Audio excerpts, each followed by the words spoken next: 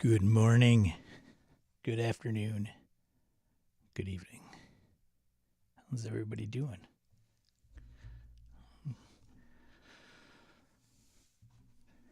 Nine watching now. Woot woot.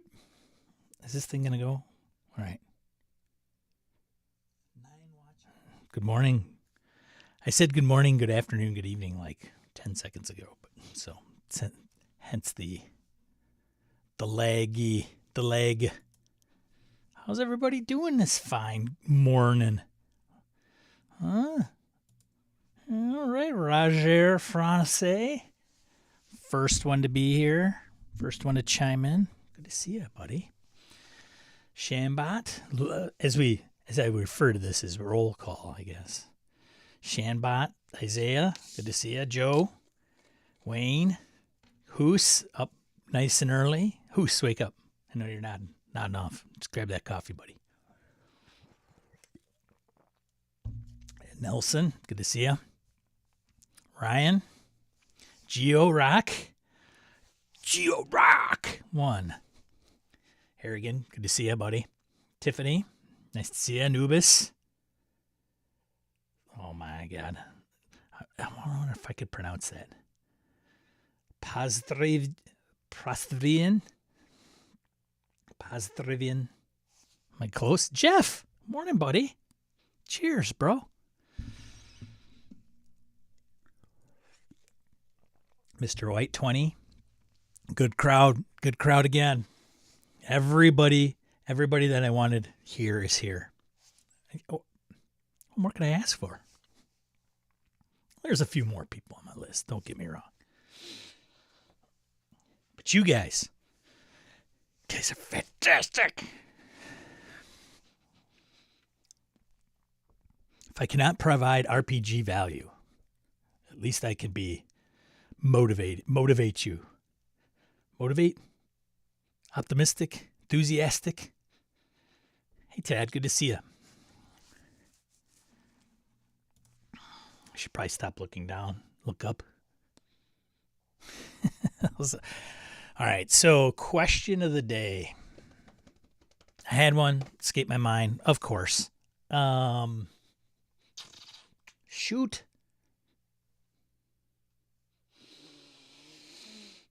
We did D&D themes for the last couple times. Favorite monster, favorite module.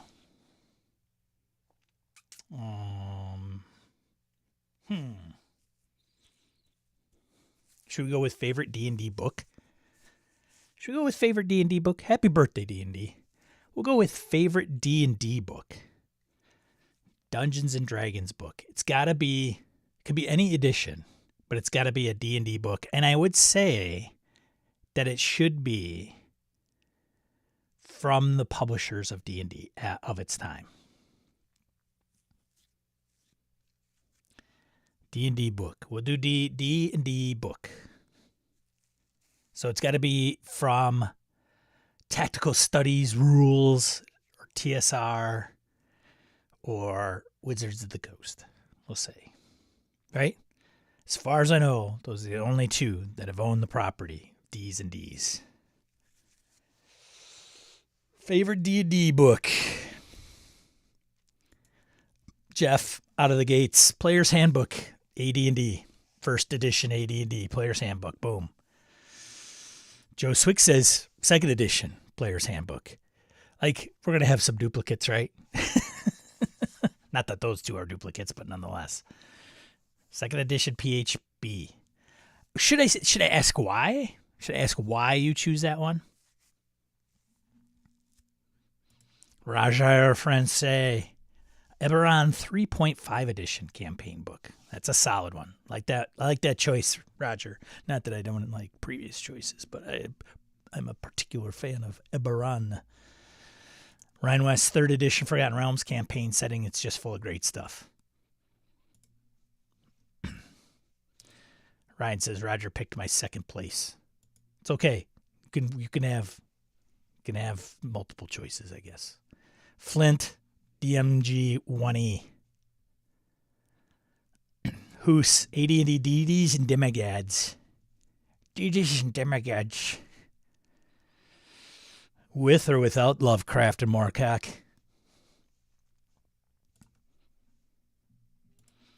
K-Rise, good to see you. Good morning. Good morning, Flint, by the way. K-Rise, basic D&D rules cyclopedia. Used it the most in my youth. It's a solid choice there. Joe elaborates, the art and style sucked me in to 2E. It all drew me in and spurned so much creativity. Gabe Dibbing, Manual of the Plains 3E. Totally bonkers, never used, but what a read. Yeah, Manual of the Plains. I had the first one, which was, I think, still first edition AD&D. Hey, Laramie, good morning. Good to see ya. Question du jour is your favorite D&D book published by the owners of D&D, any edition, any book, and why? GeoRock says DMG 5e for all the tables. Yeah, I think the DM guide for 5e sometimes gets overlooked. Brett and I used to overlook it all the time. Like, get called out by by old DM. Isaiah Aries Christian, Planescape. Airplanescape.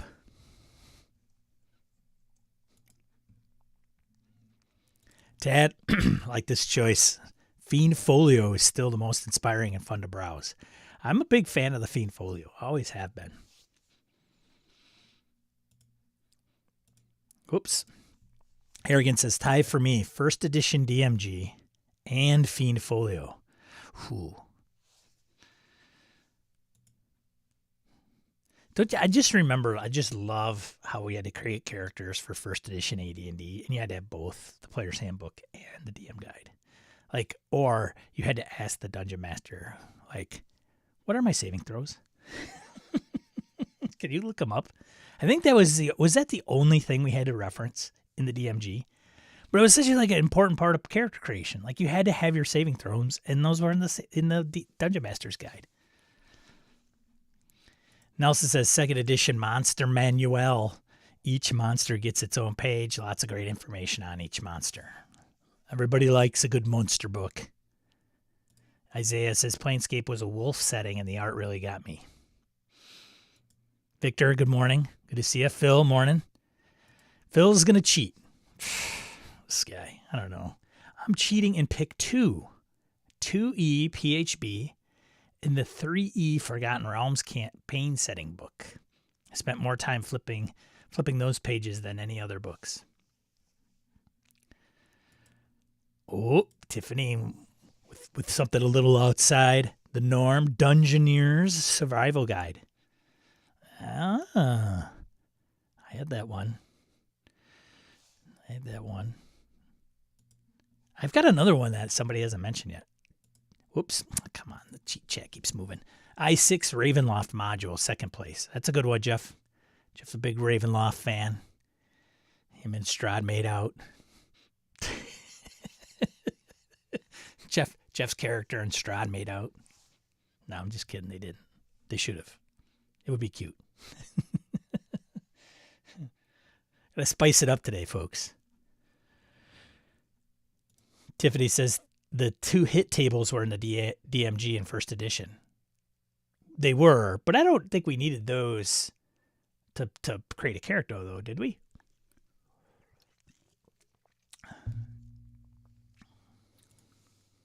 The question reading aid is, what's your favorite what is your favorite Dungeons and Dragons book? But it's got to be D&D. It's got to be TSR or WotC. They're the only 2 people that have owned the property. So out of all the things that they've put out, because TSR put out a buttload. WotC definitely put out a buttload for 3.0. So what is your favorite? There's a few that are like, we should rank them.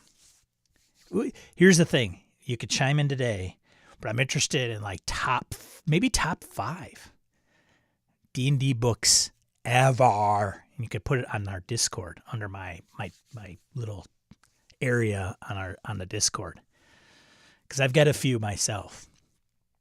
Top top D&D book. And module counts. Like anything published for the most part by TSR or Wizards of the Coast for D&D. Wayne says, I'm with Hoos, considering how much time I spent rereading AD&D deities and demigods and how it hooked me on mythology. Yeah. Orcus Dorcas, did you catch that? Good morning, by the way. Orcus Dorcas, I can't bust too many chops. He's out on the West Coast. So any West Coasters that show up this early, you know, I gotta give them a pass without, like, getting in their face too early. Harrigan says, you also didn't know your THACO because there was no THACO. The hit tables were in the DMG. They were in AD&D, there was no THACO, but the second edition THACO came around, right? So it wasn't that. I think it was just saving throws. I'm pretty confident. I could be wrong, but I'm pretty confident. Like on the character sheet, the yellow sheets, or any other sheet you wanted to write, the only thing you needed was the saving throws out of that frickin' DMG. Nubis says, the boring but honest answer is the 5e starter set. Everything else I have is indie. Interesting. Was that the original starter set? Do they have like 3 now, kind of, for the most part, right? One with Lost Mine of Phandelver. Victor says, I love the Manual of the Planes. Yeah. There's another one. Jeff says he's Sheksay because I like Judges Guild stuff back in the day. Oh, yeah. Tim Jensen, good morning, sir. Fiend Folio. Indeed. Reading aid. Little 4th ed coming out of nowhere. Reading aid with 4th edition DMG 2. Oh, that's right. It had more than one Dungeon Master guide. Oh, yeah. Shambot, the Drow, the Underdark. Thank you, Dritz. Accidental Rob, got a full house today. Trickling in, nice. From the northern woods of Canada. Deities and Demigods, Fiend Folio, maybe Manual of the Plains.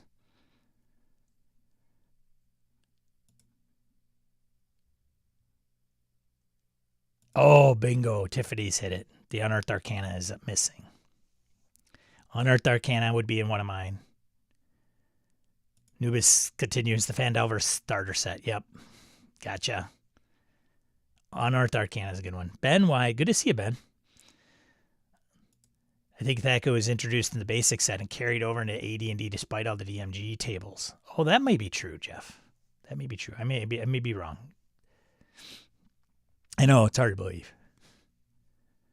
Orcus Dorcas says, oof, Dungeoneer Survival Guide is absolutely essential, but the campaign sourcebook and Catacomb Guide Splat Book is a close second. Look at those coming out of nowhere.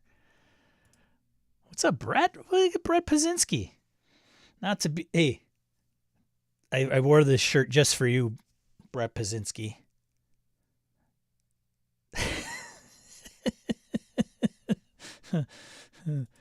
Brett says, morning AD&D... Morning... comma, AD&D Dark, not morning AD&D, morning AD&D Dark Sun box set, just because the setting was so different at the time. Yeah. So here's some of mine I think I would go on. I would definitely say Fiend Folio, I've mentioned. Eberron 3.0 campaign setting. I would go with Unearthed Arcana. Because that thing, once that came out, it was always at the table. Looking at the classes and some of the other things that were in it, it was just it's probably the best supplement that came out after the core rulebooks of AD&D, in my humble opinion. That was kind of centric to core, in my opinion. And then I would say the spell compendium for 3.0. Like, if you were a caster and you were playing 3.0, you needed the spell compendium. You didn't need it, but I thought, like, it's a no-brainer. It's got everything in there. And then I would say, those 3 for sure. I think I had the magic item one too, but I don't know if I would put it up there.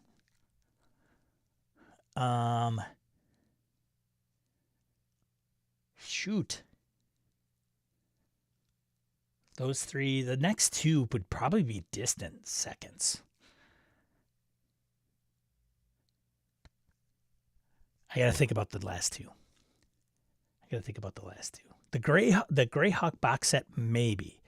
I only say that maybe because it was I got a little nostalgia for that because of the super awesome map. And that map was on my walls for a long time. And it was held up by, I think, push pins into a plaster wall. And if you know anything about old houses and plaster walls, is that plaster and push pins, and if you get a breeze into your room, those two do not go together. So I have like the ripped corners, probably old signs of tape. It was a mess.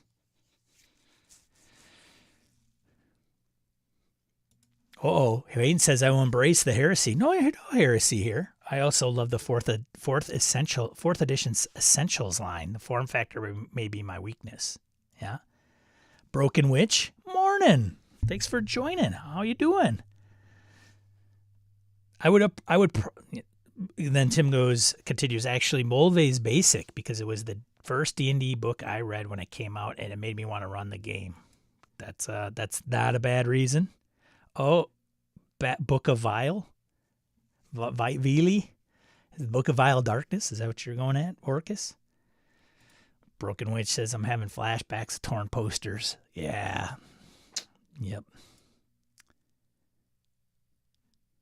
Well, I guess we didn't say boxes, but I mean, a book comes in a box. I don't know.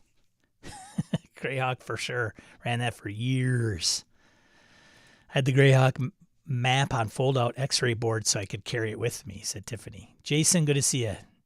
Gosh, three-way tie, basic Mulvey, rules cyclopedia, kind of same category there. Fiend Folio as best monster book, Runes of Undermountain as campaign. Book of Vile Darkness was metal. So I by Money Cook. Geo Rock, good to see you. I love the size 4th edition essentials books. Yeah. No, what is it? The Essential Thief, the Essential Fighter, all those, none of those. The D20, the D20 Boom. Well, some of those were done by Mongoose, right? No, Complete. The Complete series. That's what it was. Complete Thief, Complete Magic User. Yeah, I think, hey, just in case I don't have your attention, give this thing a thumbs up while everybody's here. Fresh and bright-eyed and bushy-tailed, if you will. Mongoose was quintessential, yes. Roger, you're right. But I think it was the Complete series, right? There was a Complete series?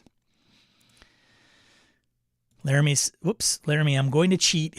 Can go with the box of AD&D spell cards. Those were a Quantum Leap in reference material. Okay. Joe Swick says the Complete series with 2E. There you go. Smash that like button. That's right. Thanks, Flint. There you go. Smash that like thumbs up button. Or thumbs down. Whatever. And he says, and TSR. Yeah. Got it. Yeah, I would say Spell Compendium, Eberron. Maybe a basic box set. The base now. Yeah, maybe. I'm trying to think of what else has been out there that I'm overlooking. I literally think, do I have my AD&D books? I think I still do. I have to double check. I don't know if I still have them.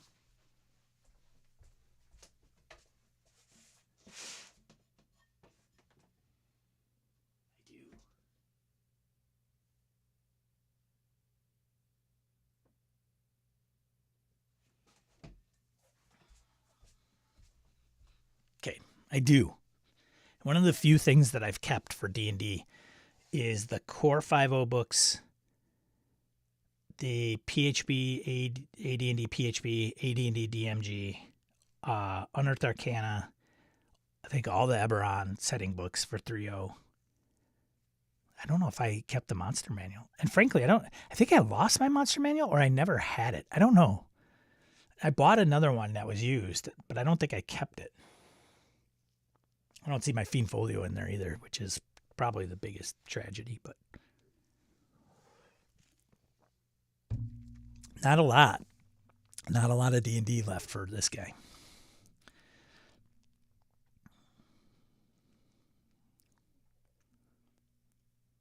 Jason says, too many to list. I like the nods to 4th edition pocket-sized essential books. We'll also plug Miniatures Handbook 3.5. That a quality, thoughtful rule set to bridge those worlds. I think that was when the miniature sets came out, right? Or after maybe Harbinger or Archfiends. There's taking you back. Anybody play the miniatures game? The miniature skirmish game? That's how I got into a game group.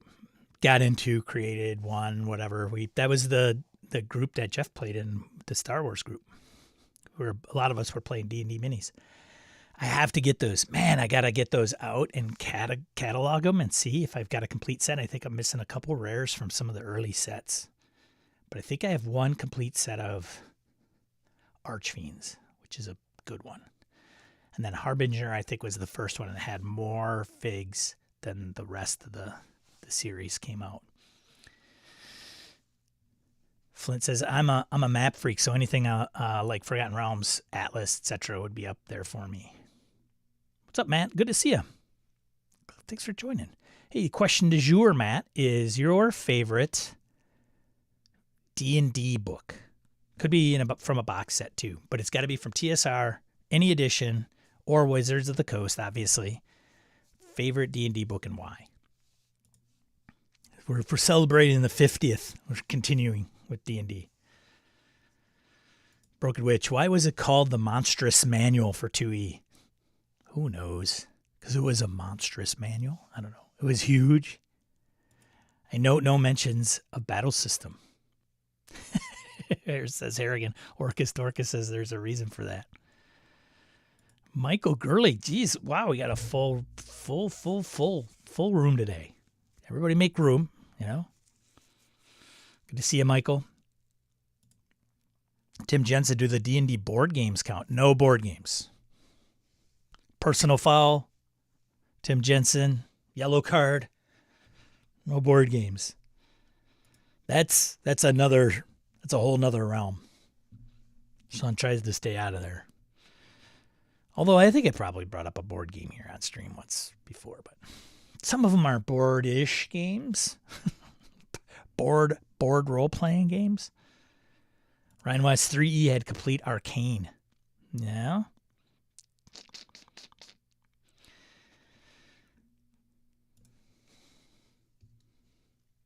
Newcomers, if you think you're going to like some of this video, give it a thumbs up or a thumbs down. Bitte schön.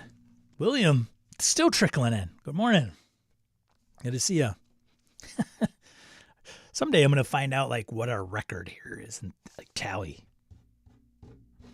for a stream. Favorite D&D's book. I might even say if you had a dungeon or Dragon magazine, but it had to be before it went to Paizo. Maybe even Best of the Dungeon or Best of the Dragon. Best of the Dragon 3 or 1, I think were the best of the Dragon. Because I think they had 4, if I'm not mistaken. And second was just, I don't know if I ever pulled out second for any reason. Tiffany kind of brought it up because she mentioned sliding in Dragon magazine. Rogues Gallery, because I used to like reading the personality section at the back. That's a good one. 2 is the best. Do I have it backwards, Jeff? I thought it was like first and third. Because the third one was the gold one.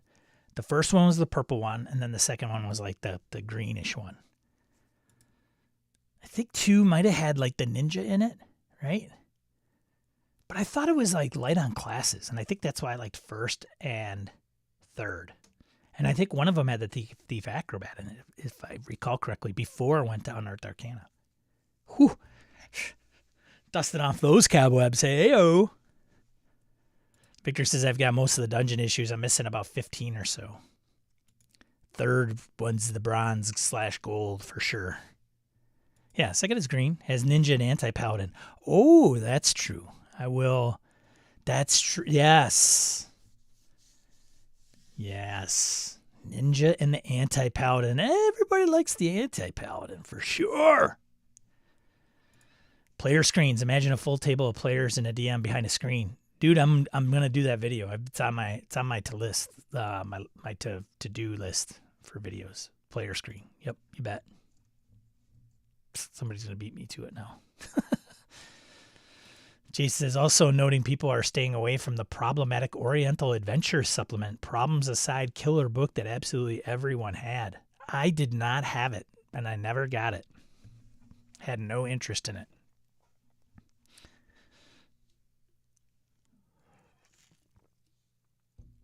I don't know why.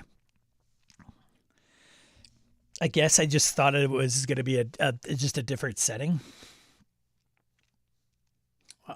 Probably like, I don't know, an Anglo-Saxon thing. I don't know, medieval ages. Not that they didn't have medieval ages themselves, but samurai ninjas, cool. I don't know. Never, just at the time, never appealed to me. Oriental Adventures. I think my buddy Joe had it. I don't know if Jeff, if you had it or not.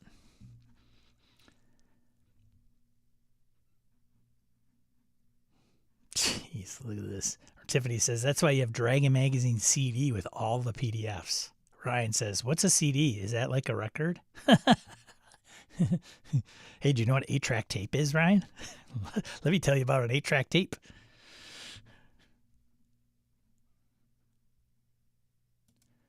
Orcs Dork says, I love Oriental Adventures and Kara Tour, but never played it.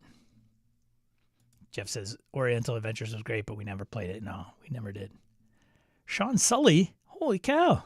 Good morning. Welcome. Is this your first time here? I think you look, excuse me, you look new. You look new? You've got that new person smell. Good to see you. Welcome. Kara Tour was disappointing. Matt says, my favorite D&D book would be Ghosts of Saltmarsh because the Saltmarsh series is in it. My most memorable moments have been my older brother running that for me when I was 8 years old. Sean has all the dungeon magazines on 8-track. Damn. Well, if only we had this thing. I don't remember what it was. It was a robot. Do you guys remember this? Like, I'm old, right? So you got to kind of get, you gotta stick with me here, kids. There was a robot. Oh, and I cannot remember. And you'd put 8 tracks in there. And it was like, I don't know if it was like a trivia game, but it'd ask you questions and it had buttons on the front, A, B, C, D. And then you would click the button for the question. It would go to the answer. It wasn't Choose Your Own Adventure, although I think it could have been. But I got to find that robot. It's going to drive me nuts. But anyway, speaking of 8 tracks. But you could just put a regular, normal 8 track in it and it would play it. It's funny because I don't think I had any musical 8 tracks, but we had 8 tracks for this robot game thing as a kid. Bonus to anybody. Bonus XP to anybody who can find what I'm talking about or even have any idea. Oh, jeez. Oh, Sean's happy to hear. Usually just observe. Oh, nothing wrong with that. Thanks for piping in. Laser discs and Betamax. Oh boy, here we go. How do you say you're old without saying you're old? Willow. Tim is a proxy for Willow, his significant other. Willow says 4E rules compendium. All right.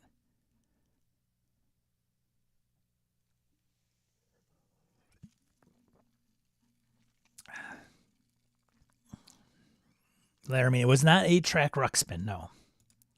2XL. That's it. That's it. Unbelievable. Ryan West, 1000 XP. I hope you level up today. 2XL. That's right. And Tad says it. Roblox was RX something, maybe XL. That's right. X2XL. Wow. Google that. 2XL 8-track toy. That's what we had. Oh, hell, man. That is fantastic. You guys do not You guys do not disappoint. Yeah, that's it. This is it right here. God, what? There it is. 2XL. So at the bottom, the gray slot at the bottom was where you'd slide the 8-track in. And then you had the question button and then the ABC. Look at this thing. This thing is $90. I wonder what it was brand new. Probably like, I don't know if it was like $20 maybe. That's hilarious. I cannot believe you guys knew that. 2XL, yeah. And the eyes, I think, glowed when it ran. And then you could see on the right, kind of the right side, there's I think that's the volume. Yeah, that's the volume button. I think on the left side, I don't know if that's for headsets, like a headphone jack. Dude, that would be the best. It would be cool to get one of those and like rip out, like keep the 8-track pieces, but maybe put in a better speaker, or change like the faceplate to like skip, fast forward, and then inside put like an MP3 player. Dude, that is, yeah, thank you very much. That made my day. That's awesome. Now we're getting into 8-tracks, Betamax, and all that other good stuff. Wired remotes.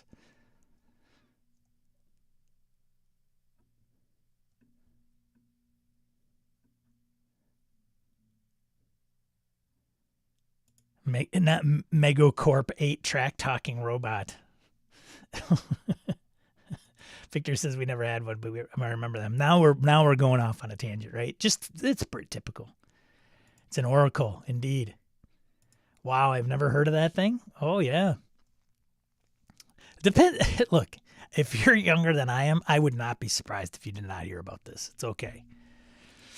Also grew up with TI-99. Here we go. Our childhood flashbacks, yeah. Brand new was also 90 in 1975. Really? Wow. I didn't know. That would have been expensive, I think, back then. 2XL will now become an NPC in my Ultraviolet Grasslands campaign. Yes, it should. 2XL should be a definite droid or something in your next RPG for sure.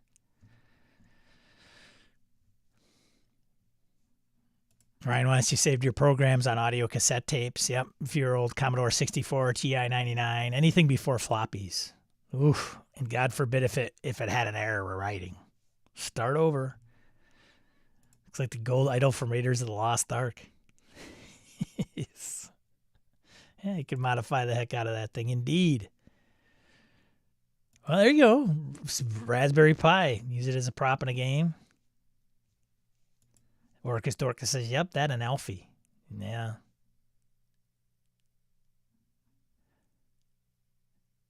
Tiffany comes back. I'm sorry for starting it, everyone. Gets a copy of The Desert of Desolation under your chair. Hey-o! Oh, no, Sean. The $90 I totally made up. Thanks, buddy. Greetings, Matty Q. Hey, Matty Q, what's your favorite D&D book ever? Could be box set, too, but it's got to be TSR or WotC. Ever. Supplement, setting, rulebook, whatever.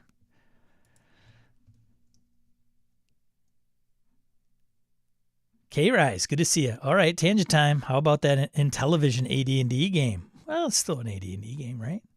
That might be next week's. What's your favorite D&D video game? Don't answer that. Save it for next week, folks. I'll probably forget it. You'll have to remind me. TRS 80. TSR 80 with extra 16K RAM. Yeah, good times, man. Good times. 2XL, man. 2XL, Merlin, Little Professor. So, all these, there are some accounts out there that put out these like 80s games or 80s, the 80s stuff. And it's sometimes you get some of these folks that put out these gems. 1978. Look at this. This guy's selling a whole lot. Look at that. Math mileage. 1, 2, 3, 4, 8 tracks for the 2XL that come along with it. Fairy Tale quiz. talking calculator and number game. Looks a little rough. The basics of ABC.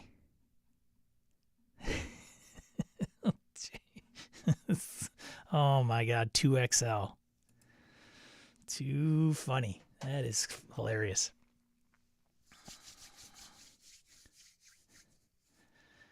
$245 trioxin. Hello, morning. I got a $245 trioxin. You've got new person smell. You've got new attendee smell. Good to see you. Thanks for joining. If you haven't joined, first, did somebody retweet this stream this morning somewhere or something? Anyways, 245 trioxin, starting out the stream with a question du jour, if you will. Since it's D&D's 50th birthday this year, kind of sticking with that theme for today. What is your favorite D&D book ever published? Could be module, could be supplement, could be scenario, could be box set, but it's got to be by TSR or Wizards. Could be the OD&D books, whatever. I don't want to influence you. It's going to be longer to get through these questions with so many people, but I will not complain. That is not a complaint.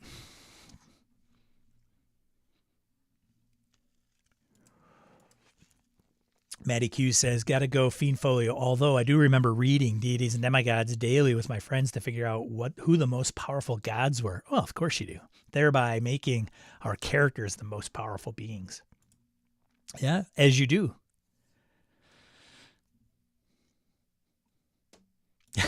Nelson, I remember new person smell. It's been a while. I have to wear an air freshener now. No insult to the folks that don't have new person smell. It's all good.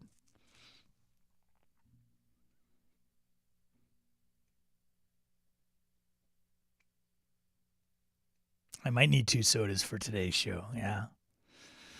That's good stuff. Good stuff, everybody. Anybody else want to chime in before we move on to things? Here we go, 245 trioxin. The original Dark Sun box set was my first, so I'll pick that for the nostalgia. Fair enough. Fair enough. Ty says, you do not want me to answer the question of the day. Do you smell smoke? Ty, you didn't start with D&D. What did Ty do? Just out of curiosity, because Ty just is vehemently anti-D&D. In case you guys don't get the message. Ty, what RPG did you start with? Just out of curiosity.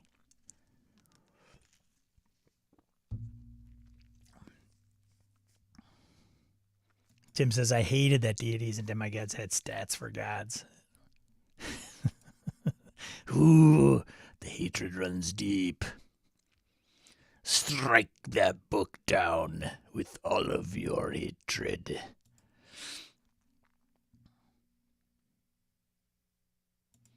Also, I picked up the Wilderness Survival Guide a while back, but haven't read it.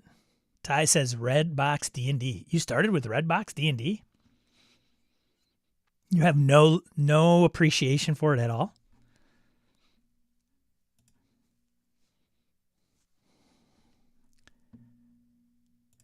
William says, I've been mulling it over, but based on some of the character concepts in it, 4E PHB 3 had Invoker in it.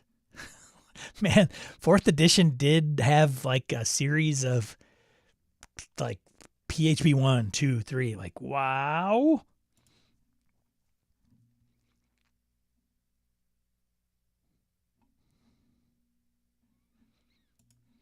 Ryan says, that's a good question for next week. What was the first TTRPG game that you played that wasn't D&D? That's a good one, too. Ty says, Nightmares. Nightmares for Redbox? I mean, did you know any better at the time? Like, now you might not be a big fan, but if it has HB, we could kill it. Yes. Dude, that's on a shirt, right? God, I got to get that down. Write that down. I got to get a shirt out for that. D&D characters should not be able to kill Cthulhu. Dissenting arguments are invalid. Tim is saying that is a hill he will die on.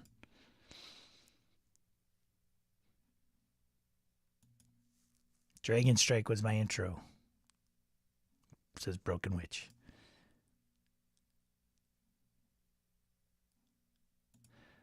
"245 says, also want a book. I also wasn't a book, but I really like the TSR Blood Wars card game based on Planescape.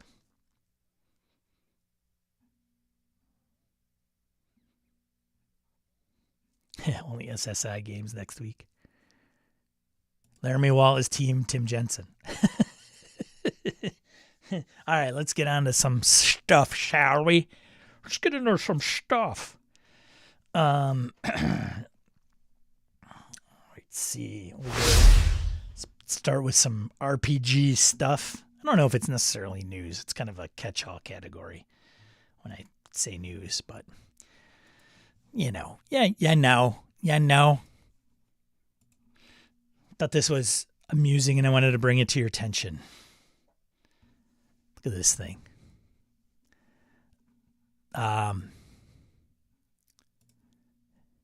This is Spider Mimic chest. I thought it was pretty cool. It's 130 quid, so it's not inexpensive. But it's probably handcrafted and all that good stuff. So it's a dice box, fantasy monster, D&D, gaming storage, trinket, jewelry, tabletop gaming RPG. So a little clasp there, it looks like, maybe, kind of, sort of. I think it looks pretty cool. Wood grain. I don't know what it's made out of. I got to imagine it's maybe plastic, but it looks like wood grain. The top with the eyeball. Oh, excuse me. Maybe I should, there we go. Maybe do it a little bigger.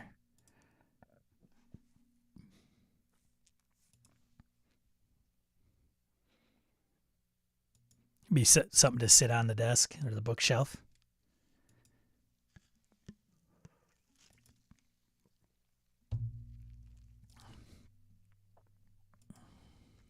The inside. Although that might be wood.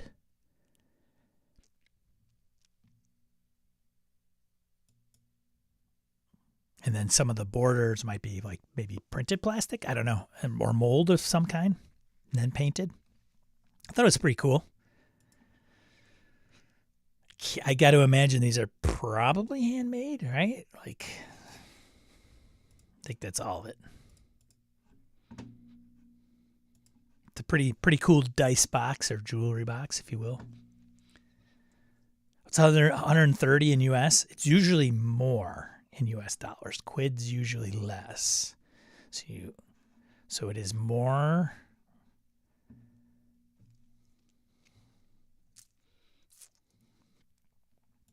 Could be a dice jail, according to Rob. If it's a dice jail, then all my dice would eventually be in there.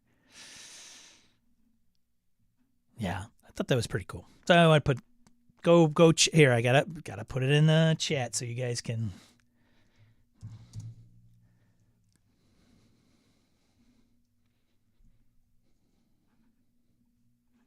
Let's see. Man, why is it? Oh, it's opening everything twice. Something's a muck. I gotta get this fixed again. Community Radio RPG basically lets you make your own Welcome to the Night Vale episodes, and it's back with a 2E, second edition. So this is from Dicebreaker, Matt Jarvis, Editor-in-Chief, published February 8th, 2024. We are recording this, streaming this February 10th. So if you are a Welcome to Night Vale and you want that kind of tone and experience, maybe you can look at this. If you ever thought you'd make a great radio host in a weird town full of strange happenings, your wish is about to come true again. Indie Tabletop RPG Community Radio. Effectively, you come up with your own riff on the surreal broadcasts of Welcome to Night Vale. And it's back with a second edition. And physical release. Community Radio first released in 2014, earning an appropriately cult following for creator Quinn Murphy's mix of improv-driven party game in the weird fantasy world of building an RPG. You can cast up to 10 people, or as few as 3. It's a decent size group. The second edition is currently on crowdfunding on Kickstarter as part of Zine Month. Here's Community Radio here. Their Kickstarter, their goal is $2,000. They're at $3,000. So I will list the article from Dicebreaker in the chat. You could read about it. Maybe a little more info. And then I will list crowdfunder. I should have probably just done this under crowdfunding, actually. But what are you going to do? What are you going to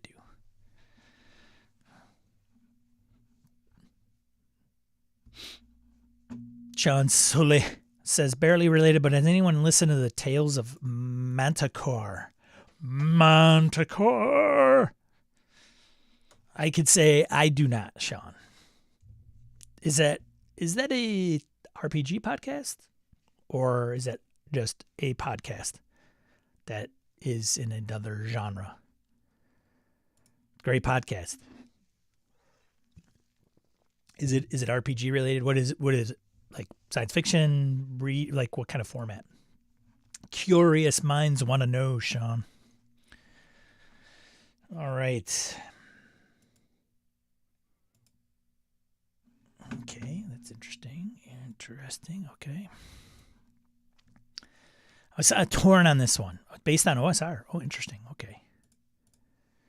It's worth a listen, he says. If you're an OSR person, want to listen to an OSR podcast, check out Tales of the Manticore. Lightforge Games unveils Project ORCS RPG with collaborative storytelling. I don't know if anybody saw this, and I was like, I don't know if I want to bring this up necessarily, but I thought it was worth it just as an interesting concept, I guess. So at first glance, you may say, oh, that's a video game. Perhaps. I would say it is probably more video gamey than maybe pen, paper, and dice. However, not to be mistaken, these folks, a studio formed by industry veterans from Epic Games and Blizzard. So I don't know if we've touched on this. I know there was talks of some folks from Blizzard breaking off and then getting into tabletop. So they announced the development of Project ORCS, or Orcs, an online role-playing game with collaborative storytelling. So listen to this, because I was kind of like, ugh, it's just, it's an MMORPG. Well, not necessarily.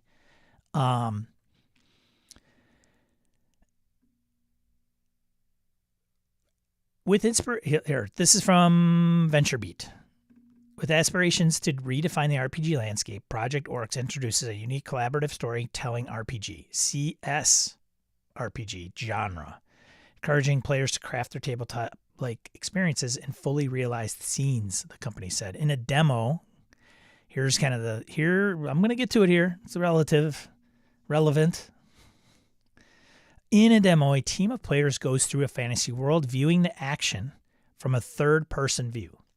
But one of the players is the DM, who can control the NPCs in the scene. The human dungeon master or guide in the game can respond to the player actions with new orders for the NPCs. And the human guide can also drop hits, I think he meant hints, for the human players on what to do, said Lightforge Games CEO Matt Shimbari in an interview. So it gets more interesting. The party of adventurers controls their own characters, and they go off on quests. Sean, it's like a video game, huh? It's a video game. You throw the dice and react to the results of it. That's the core gameplay. There's a roguelike structure to the game, which has a hub called the Safehold. That's where you can find members of your guild. So this might be a 30 or 40 people, and your guild builds up the town based on core progression. It's a video game, Sean. Things happen that can be threats or opportunities for the town, and then the players go out on quests in their small parties. You don't have to go out on the quest with the same people every time. You can rotate among your guild members. That takes care of human availability problem. When you complete the quest, the rewards go to the town. There's no AI scripting for the NPCs in the game, as the guide is controlling all the NPCs themselves. In this game, when you roll the dice, you get presented with a series of cards. The person who rolled gets to choose what the result is. That makes the role-playing easier. It also means the guide doesn't have to constantly explain what is happening. That takes the pressure off being a dungeon master. It's a cooperative multiplayer experience that simplifies and enhances fantasy role-playing. Pretty quiet in the chat right now. Players will embark on quests in various environments, leveling up characters and establishing a home base known as Safehold. That's mentioned. The game caters to both veteran RPG enthusiasts, offering depth in progression systems, and newcomers, introducing them to the world of role-playing through intuitive systems and helpful prompts. The key feature is its built-in editor, allowing players to customize landscapes, buildings, enemies, and friendly NPCs in the scenes where they roleplay. This dynamic editing capability enables players to recreate or modify scenes on the fly, responding to both players' and actions and dice results. The company has raised $20 million. It's founded in 2020, the company, and has 35 staff. The aim is to capture magic about tabletop RPGs, such as social connectedness, flexibility, creativity, improve, and the general excuse, maybe improv, and the general excuse to get together with your friends and laugh.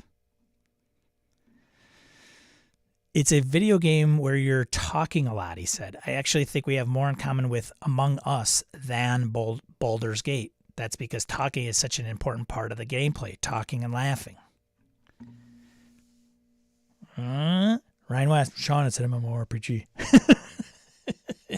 Intriguing, says Victor. Yes. Yeah. So I was like, nah, it's a video game. And then I started reading it and I'm like, what? Roll dice and then you roll it? Isn't it? Don't they do this in some of the video games now? Like on Twitch, they will, like their servers for Minecraft, like role-playing Minecraft, right? And some other games. Like it's not, you play the game, but you don't play the game like you would a first-person shooter. It's like you interact and you role-play amongst the players.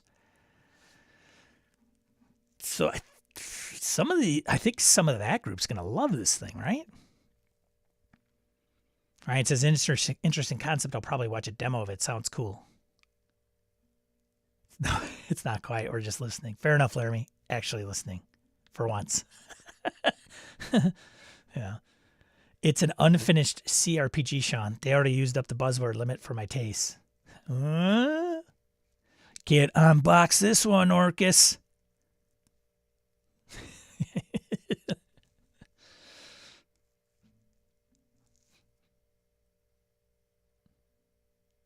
Roger says I'd play that game. Roger, yeah.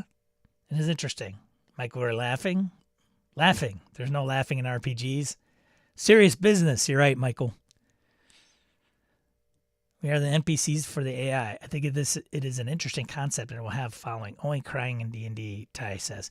So I think, like, not for me. That's okay. I think they're trying to really, really morph, right? That's like computer games. You like role-playing games, but you like this about computer games and you love this about tabletop. I wish I could bring these two things together, and maybe that hits that mark. $20 million, man. Company of 35. Ooh. Something's going on. Maybe it's a virtual tabletop, right? You could use it as a virtual tabletop, so it's not tokens. Like, is that different? I don't know. It's kind of, something to keep an eye on.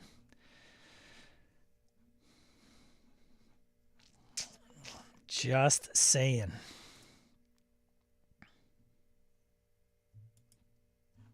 I think something is so strange here. All right. You guys hear this one? Start here. Start Here is perfect for new TTRPG players. Sometimes these are great for new TTRPG players. Sometimes they're great for, old, been there, done that TTRPG players. Because sometimes it's just streamlined nice enough to be like, I like this because of how it approaches certain things. So anyways, I came across this. This is on geekbomb.com, February 6, 2024, Elizabeth McAndrew. Many of us geeks love our tabletop role-playing games, D&D, Pathfinder, but we often love recruiting new people to play with us, whether it be friends, family, or our own kids. The thing is, these games take quite a bit to learn and master to the point where they can be really overwhelming. Yeah, throw a Pathfinder rulebook on the table and go, hey, here, this is the game we play. What? And that's not even Pathfinder. Like, I'm just putting that out there. And there's plenty of others that are big. And even that's, relative. Like, it's not a booklet you might find in a Monopoly board game. Victor says old farts like us. It's like a movie title. Old farts like us.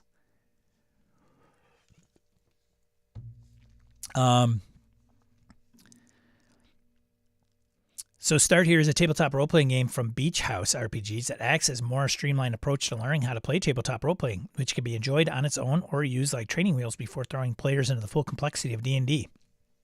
The game was launched on Kickstarter back in August. That might have been why it seems familiar. Full set of core books, beginning player, experienced player, campaign sampler. Runs at $25 or for a digital copy or $50 for a physical copy or pre-orders, with prices going up $30 to $60 at release.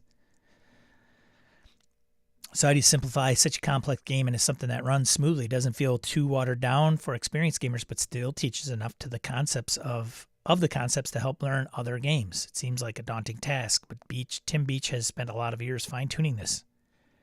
Here's character creation. There's a section of character races, but they don't mess with your stats so much as they add flavor to your playing. The following include humans, elves, dwarves, florins, or gnome or of halfling based, minotaurs, troons, not to be mistaken for toons. It says troons. I'm not kidding. Beginning players get to pick from the following archetypes: warrior, rogue, mage, believer like a cleric, but would be a principle or code instead of a religion. Okay. They pick a style like a martial artist, no weapons, or swashbuckler, speed and wit to shape how they play their character, but it doesn't change the math the way a subclass would. Spell skill checks in a player versus NPC situation. A skill check works as follows. Players roll d20 and adds relevant ability. Charisma, such as charisma for bluff, dexterity for sneaking. Compare to target number of NPC. Target number is 10 plus relevant ability. And then if the player rolls higher, they succeed. Combat, initiative, done with a d20 plus dex. Attacks, some of this sounds vaguely familiar. Attacks, all attacks use d20 plus dex. Versus opponent's target number 10 plus dex. And if you hit, they try to resist by rolling a d20 plus strength versus your weapons target number 10 plus attack strength plus weapon bonus or ranged weapon target number or 10 plus casting ability. Failing the resist means your strength goes down by 1. Natural 20 is automatic success, while 1 is critical failure. Okay, I won't go into all this, but it's interesting, I think. It's always interesting to go like, I think this is the easier way to introduce people. I don't know. Something to know about in case your warriors and mages aren't believers.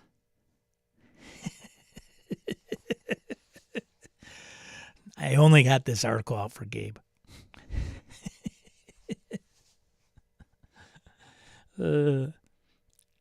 Ty, Sean, how do you like the new Kickstarter for Legends of the Mist? Yes, I will bring that up. That's on the docket today, Ty. It is a City of Mist connected game. It is. Or derivative.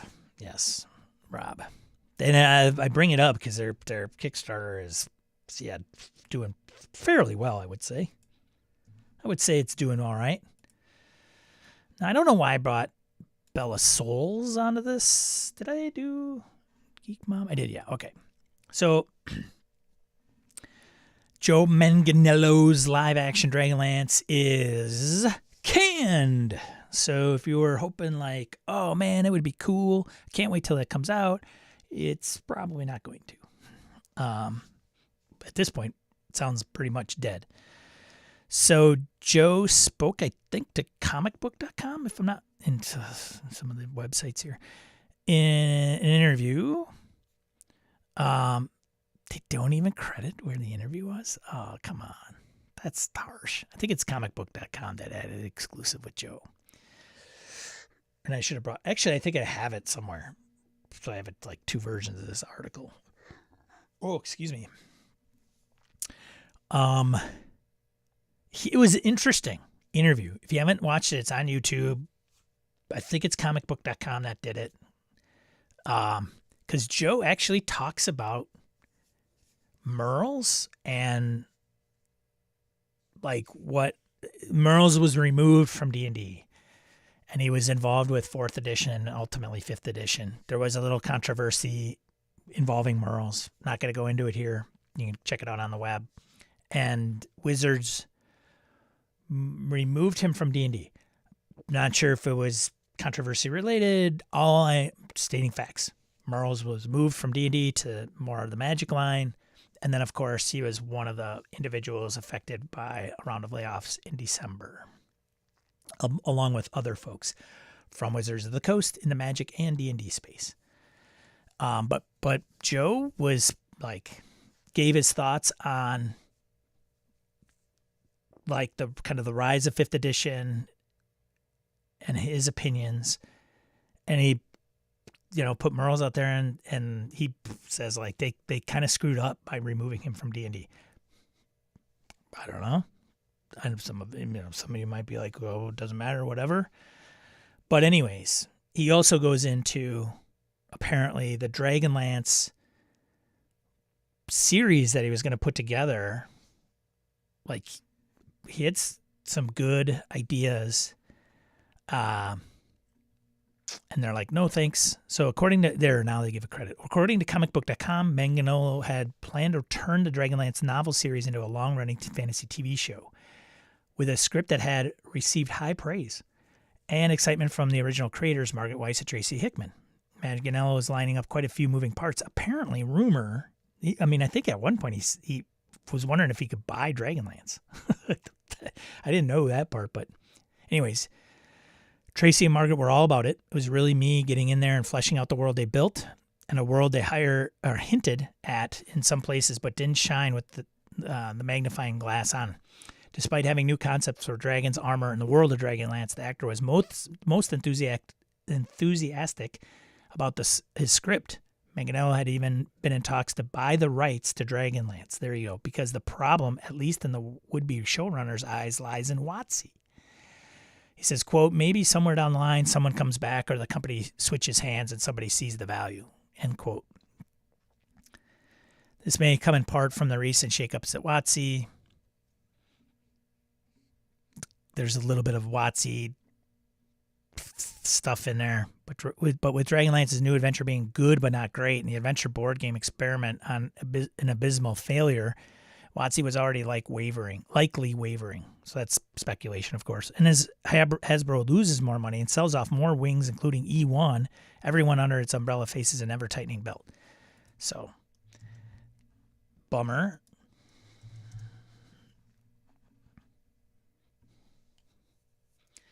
Poor Joe. It's been a rough 2024 for him, says Orcus Dorcas. Indeed. You're right about the source, Sean. Thanks, Gabe.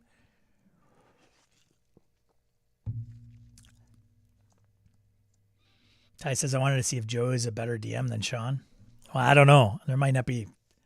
That bar might not be too high. He's not. Laramie says, get out of here. But he does have the big show in his game, and Sean does not. I do not. You're right. I do not have Tom Morello or Vince Vaughn or, no, not that I need. Like, I've had my own versions of those guys in my game groups. Some of them are in the chat.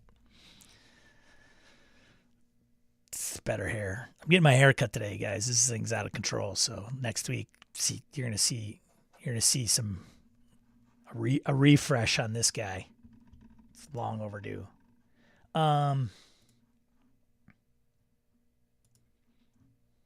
see. Yeah, something I gotta fix here. Okay, let's go to print news. Yeah, let's go to print news. All right. Ian World. Thanks, Ian World. Not sponsored by Ian World. Not affiliated with Ian World. Just borrowing. Some may say stealing their information. But hey, I give credit. Go to ianworld.org. Click on all their ads. There you go. Want some spicy opinions? Ask Chicago natives about Vince Vaughn. Ooh. I've heard mixed reviews. Anyways, print news, Runehammer, Cubicle 7, Legendary Games, and more. All right, who got Crown and Skull? Who's getting it?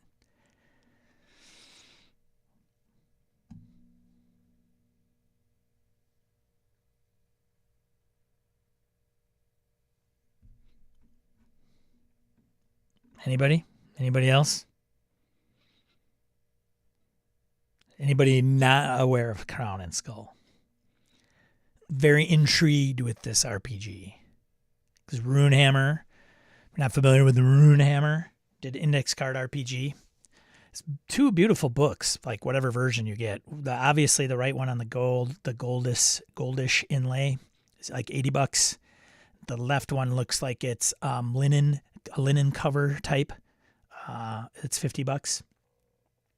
It is not a freely game. No, it is not.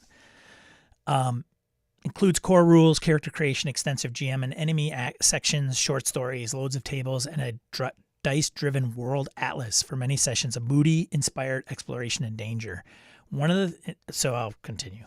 Players roll most of the dice and characters lose skills and gear instead of hit points.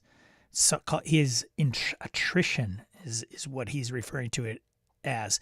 So there's some videos out there. I think the Dungeon Professor did some of it, and then Runehammer also has a good video, kind of like, hey, this is what my game's about, and some of the rules that's involved.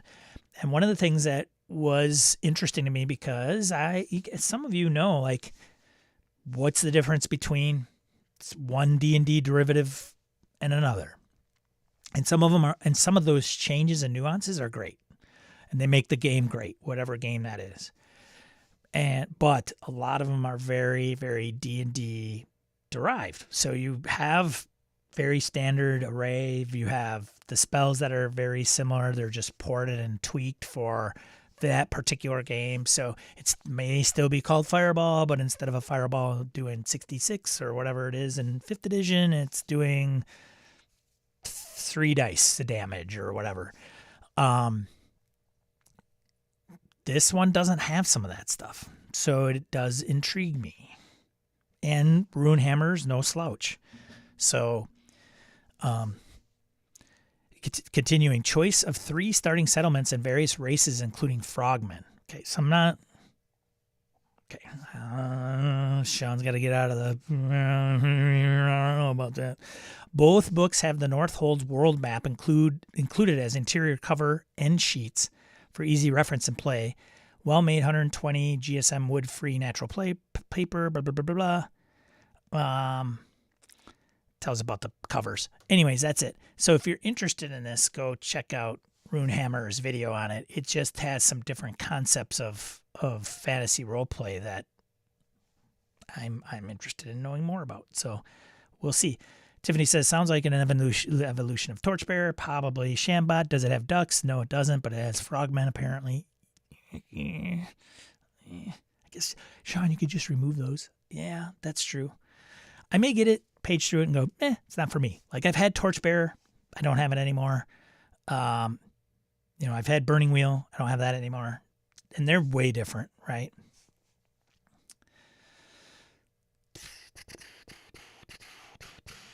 Ty, I thought you were a big Runehammer fan. What's up? Runehammer, take my money.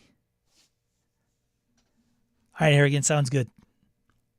Harrigan says, I'm going to pick it up eventually. Wayne says, ordered it from FLGS. I think the inside from some of the, I think there's even a quick start. Like, you can see, like, a preview that he has on his website that you can just download in PDF. It's got, I don't know, but it's probably got like 10 pages.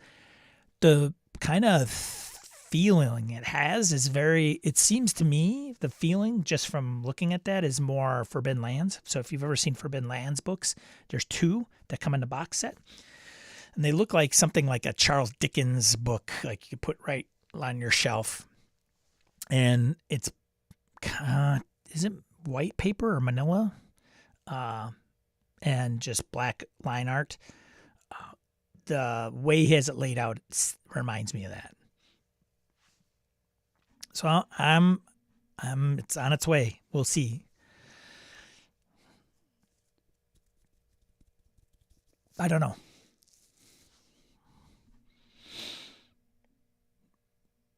Wrath and Glory, starter set by Cubicle 7, Warhammer 40k, Wrath and Glory. Man, that 40k world is just, oof, oof, oof. A lot of people, big fans of Warhammer 40k. Includes a 48-page adventure set aboard the Veronius Flotilla, which is intended to relieve the system, but which is now trapped in Gilead.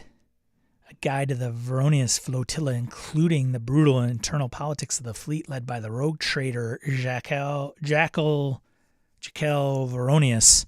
NPCs, plot hooks, one-page adventures, detailed ports of call around the system.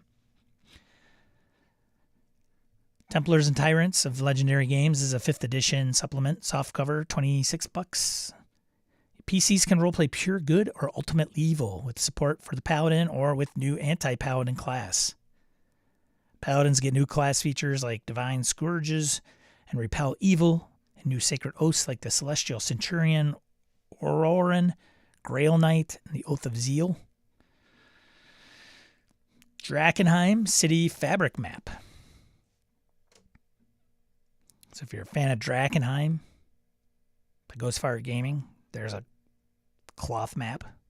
Those are always kind of cool, $20. Marvels of the Multiverse, The Technomancer of Candy Mountain by Dragon Peak Publishing, Mutant Crawl Classics. So Marvels of the Multiverse, tribal seekers wander the wilds to discover ancient artifacts and valuable resources to bring back to their communities. Features 36 pages of content, 0-level funnel, benisons and dooms to provide seekers with unique fates. Mutation Duels, the Jungle Juice Drinker, which is a new pure strain human class that allows players to create potions that briefly mutate their PC. Technomancer of Candy Mountain is a level 3 adventure. Takes the PCs high up the Candy Mountains. Cloud Empress.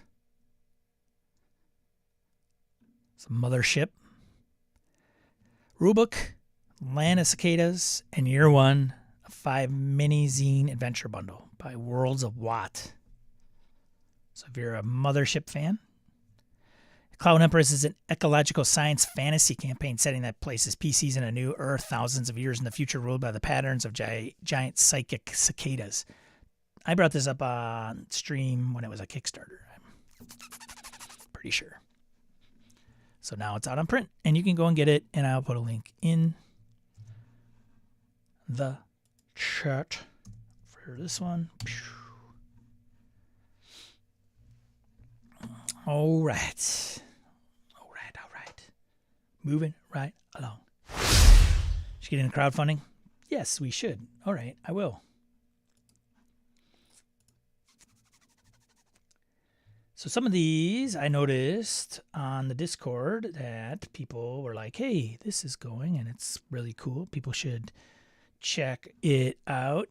And I think Wayne, Mr. Wayne, an associate of Wayne's, has this one. Active time event, a D66 of SFJRPG backgrounds for Troika. So if you're a Troika fan, it is zine month, so a lot of zines or zines, if I really want to get under your skin, is happening on crowdfunding platforms. The Timescape's finest heroes get jammed together and blown apart in the science fantasy nonsense zine for Troika. So it's part of Zine Quest. I don't know if Zine Quest is just a Kickstarter. I know Orcus would know. But anyways, $600 goal pledged, $21 pledged, 29 days to go. It's got quite an uphill battle, but You know, if it's something that interests you, check it out. It's the first created by Wilderwim.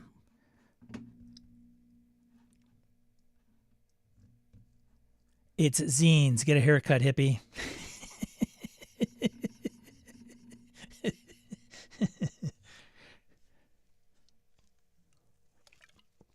Says the young man, Orcus Dorcas. You bet, Wayne. The lowest, $5 will get you the PDF of this. You can also back crowdfunding campaigns without getting product. So if you just kind of like want to help a creator and you want updates, maybe when it goes to print, you know, or to the masses, chip in $1 too. As an old boss told me, pennies make nickels, nickels make dimes, dimes make quarters, quarters make dollars. So, in other words, any little bit helps. So, there you go. Oh boy, here we go. I'm going to go to this one, man. Hey, man. Who's put this one out there? What? Huh? Somebody say my name? What? Somebody say my name? Punk is Dead. Merc Borg compatible songwriting TTRPG. I am not a big punk guy, but I can respect punk songwriting because it's got to be like a lot of down with the man, down with the society.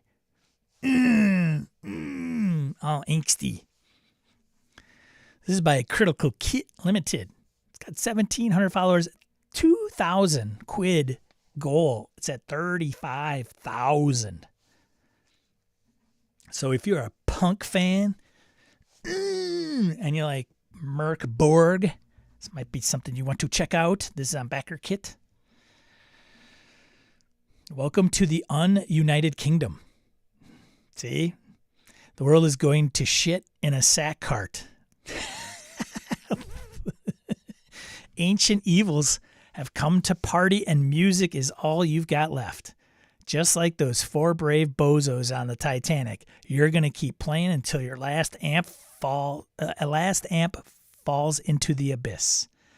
Punk is Dead is a truly unique role-playing game where you get to attempt to save a dying world and kill bad guys whilst writing and performing killer tunes. A new game from the award-winning creator of Be Like a Crow. It's a standalone game that is fully compatible with Merc Borg.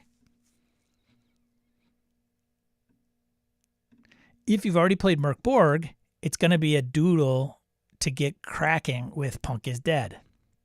Sorry, not a doodle, a doddle. Huh? Oh, I wish those folks in the United Kingdom would speak English. I'm kidding. That's a joke, folks. Loosen up.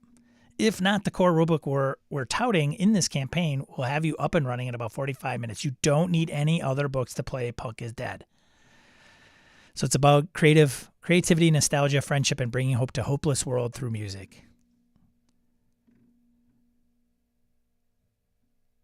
The band. Amid this chaos, a small band of musicians are kicking back, traveling the realms in a rusty old tour van, using music and other skills to help the helpless and bring light to the dark. Band manager, songwriting, touring. This kind of looks, I gotta say, it looks pretty cool. The book, 7-inch hardcover format, just like 45 RPM vinyl from the days of yore. Vinyl is albums. They were prior to MP3s and digital music, and prior to CD-ROMs, prior to tape cassettes, and prior and previous to 8 tracks, or got grooves in it. You put it on a, should I say, phonograph. And 45s were the smaller ones. You mean like photo albums? There you go. Victor's on it. It's printed by StandArt, the same folks who produce Free League stuff. So expect some high quality. We are making a book that you definitely won't want to be hidden on your shelves. The art will be an eclectic mix of work from the creator and other commissioned artists. No AI will be used in the production of this work. Pledge levels. Some stretch goals. Dice. I don't know. Looks pretty cool. Looks pretty cool.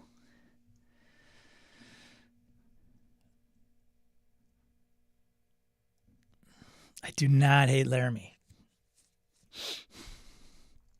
It's less than 2 minutes as all good punk songs. Descendants, Bad Religion. Bad Religion, Bad Religion.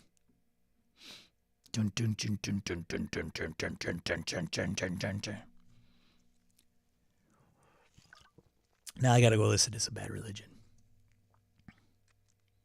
Raise a broken figure if you've been in a mosh pit. Misfits. You play music on plastic? They're like laser discs, but black instead of silver. You know, something like that. Hobbsies. A lot of stuff about wizards, vans, and music-related games.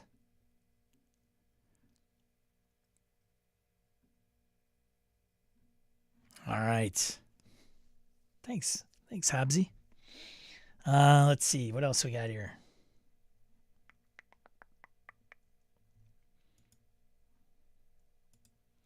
So this will go to Rob and Ty. Whoops, we'll hear first. Rustic fantasy tabletop RPG couldn't feel more different to D&D. That sense of the hidden and the spiritual has just been dumped, and we want to bring it back to life. Thank you, PC Gamer. Legend in the Mist is a fantasy follow-up to the smash hit TTRPG City of Mist, and it's now on Kickstarter. So if you are... Did I put the link to the Punk is Dead in there? I probably didn't. I'll put it in there again. There's Punk is Dead. And then this article by PC Gamer goes into the new City of Mist, Legend in the Mist RPG, based off of City of the Mist. City of Mist. So it talks about it in this article if you want to know what it's all about. Okay, so here's the link to the article.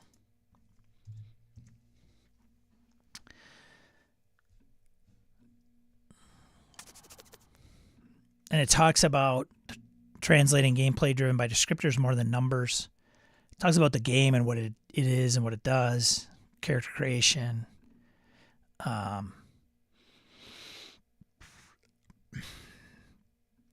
Quite an extensive article talking about the game itself.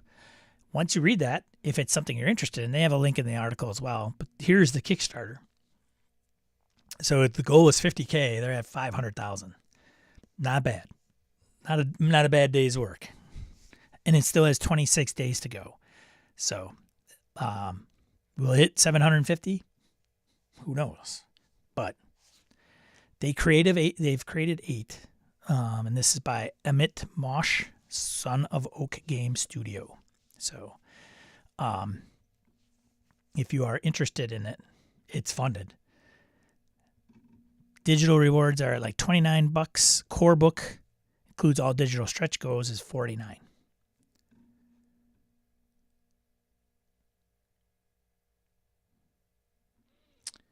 Spin a fireside tale of unlikely villagers setting out on a quest into a greater unknown world rife with peril and mystery in the vein of The Lord of the Rings, The Wheel of Time, Princess Mononoke. Mononoke? Mononoke? Am I pronouncing that right? And many other classic fantasy stories. Or create your own legendary realms with the game's open-ended system. Sometimes I'm so unread.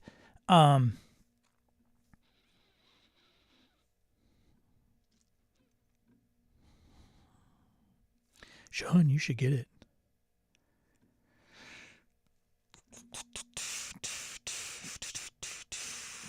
I've never played City Mist.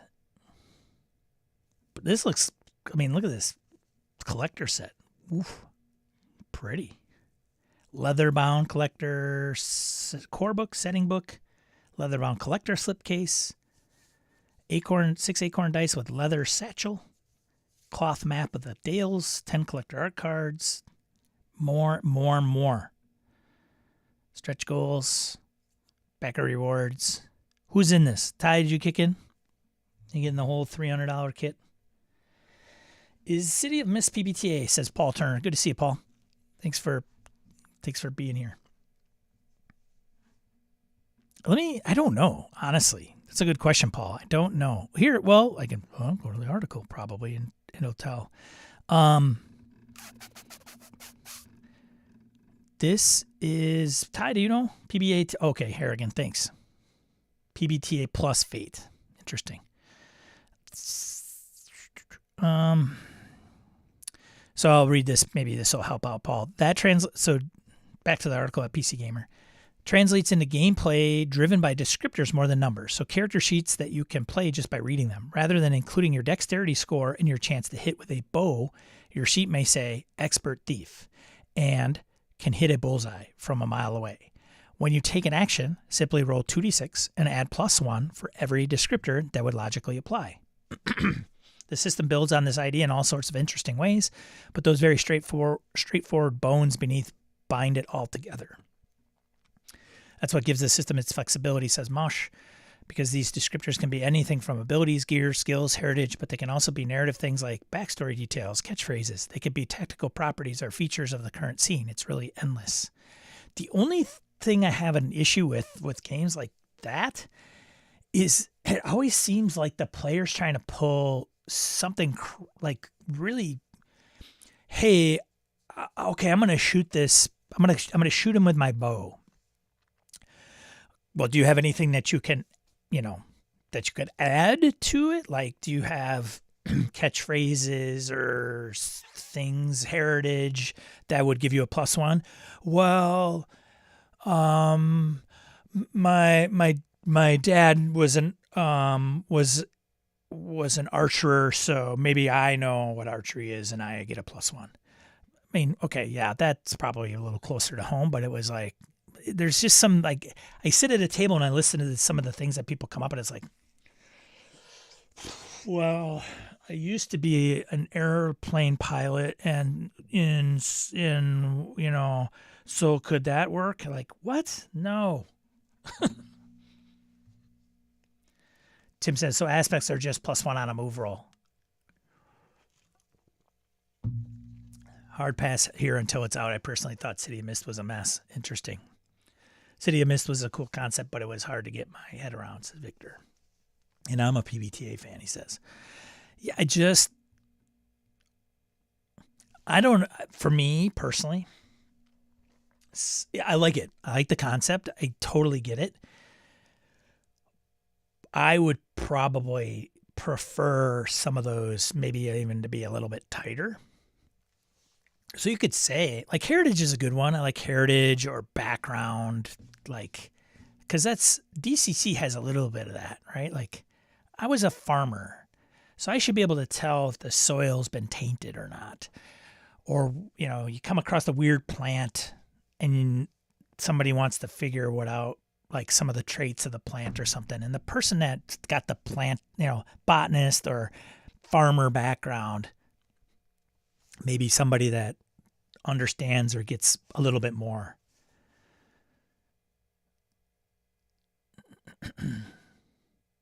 Sounds like inexperienced. That sounds like inexperienced players. Maybe. Vagabond's a deft.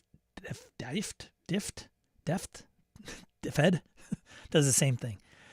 Yeah, I don't know. That just sounds like inexperienced players. It may be. But I will say this. What is an inexperienced player? Because I've seen people that have played other games sit at some of these games. It's not like they're new to RPGs. Like, I don't know it's not getting my wife who's never played an RPG at the table and going, should I add one because I come from this town to my bow shot? I mean, it's people that play RPGs sometimes. Anyways. It's just me. That's a me thing. I get what they're going at.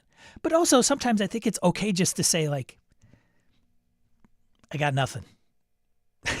I don't know. I don't have anything that would apply in this particular instance. I don't have a specific gear. My background heritage doesn't really come into play on this. Roll 2d6. I think sometimes they just kind of like feel compelled to have to come up with something. And when they do, some of it is just kind of, here's the ballpark, and it's beyond the bleacher seats. Ty says, watch the AP. It helped me to see if I like it or not. Harrigan says the new game, says Ty. Harrigan says the new game is supposed to use moveless PBT as a core, which should work a lot better. Wayne says City of Mist was very reliant upon the cards, lists, etc. Little fiddly. An FFG RPG? Yes. Agreed. I am with you, Wayne. So he's talking about the FFG Genesis system. Because I run that. That can also be weird. I'm totally on board. Like, just because I love that game doesn't mean I don't see its shortcomings for sure. I agree. It's these games where, I don't know, it's just, sometimes it's very obvious, and some people very much grok it, and they're very much in the zone, if you will. Like, and what Wayne is talking about is kind of unraveling the tea leaves of the Genesis system symbol narrative dice system. So people are like, well, you failed the skill check, but you have an advantage. Go. And then the person's like, but they also have just take the blue die, give it to the next person. Because the blue die signifies some type of advantage that you can't even come up with in your brain. So there's the narrative, and then there's just like, well, here's the mechanic. And sometimes they're kind of supposed to go together, but you don't have a player that can come up with something like, I don't know, maybe, it gives the next person a better angle. Give them the blue die. So there is, so I get that, like, I don't know. Does that make sense? Oh, so many thoughts. Shambot says that sounds like the storytelling way of power gaming. Right. Kind of. I kind of agree with that. Like, if you have a game with mechanics and you get to pick this, and this, and oh, by the way, now you have a plus 10 to this because you have all these things, it's at least there. Like, you've chosen that. It's right. It's definitely, some would say that's totally optimization. It's totally power gaming. And in some games, it's totally the thing to do. But if you're like in a narrative game where it's like, I really want to come up with 5, like I want to come up with 5 things so I can get a plus 5. At least when you're picking the traits and the skills and the feats and the boons and the magic and the gear, and you get the plus 10, you could point to them like, this is it. These are all the things this is the reason why I get plus 10. And they probably make sense because there's prerequisites. Like, you can't just get this if you don't, you can't get cleave unless you have power attack. You can't get great cleave unless you have cleave. So in the narrative space, it's like, erase all that and then try to come up with those. Maybe.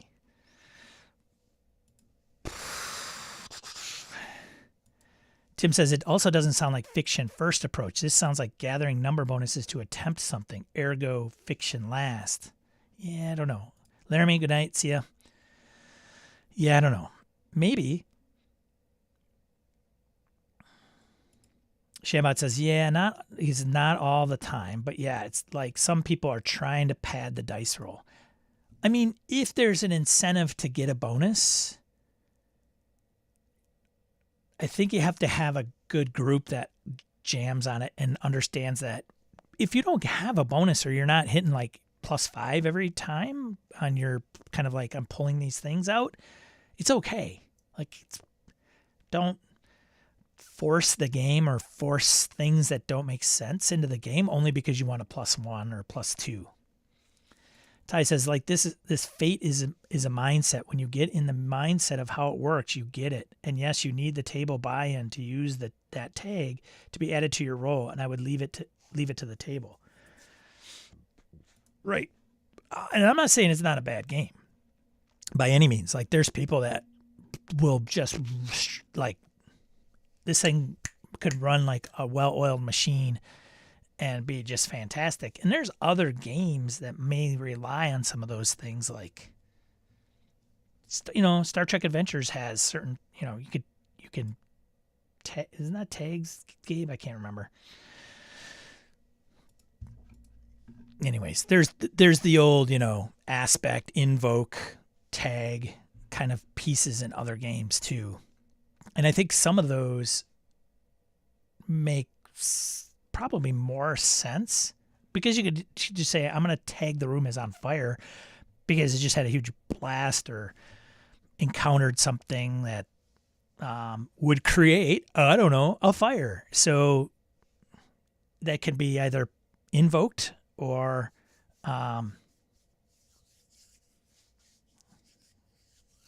traits. Yeah, traits. Just adjust the difficulty up or down. Right. That's characters, though. Is it traits for a scene? Am I talking the same thing? There is the character. Like, here are the traits. I want to use this trait because it ties into what I'm trying to do. Or, never, what is it? Never tell me the odds. I have that trait.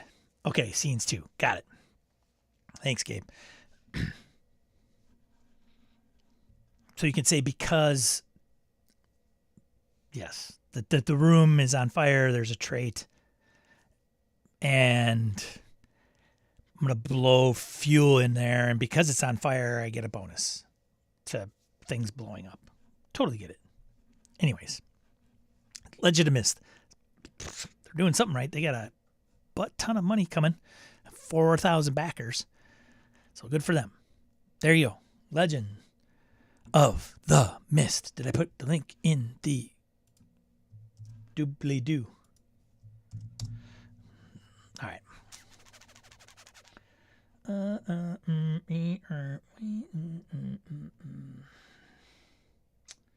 So we'll go with this one. Roll20 for DCC. 2 crowdfunding campaigns on Backer Kit at the same time. Crazy Goodman Games. Those silly jokers. So, if you're a DCC fan and you like Roll20, their goal is 20,000. It'll probably fund. It's at 18. I wonder if this is just, part of who is on Roll20 and who isn't, as far as like the amount of backers and the money that they're raising. You also don't need, I don't think, this to play DCC on Roll20. So some people might just be like, the character sheets are there. It's all good. This will get you more, for sure. It's got conversion kits for Doom of the Savage King, Sailors on the Starless Sea, People of the Pit, Emerald Enchanter, The Croaking Fane, Neon Knights. So a little bit more than just getting, DCC to Roll20. But there you go. And then, of course, that's a good tie-in and lead to the Purple Planet. Anybody know what the Purple Planet is at? Funding-wise? Just take a guess. Don't look. Anyone? Bueller?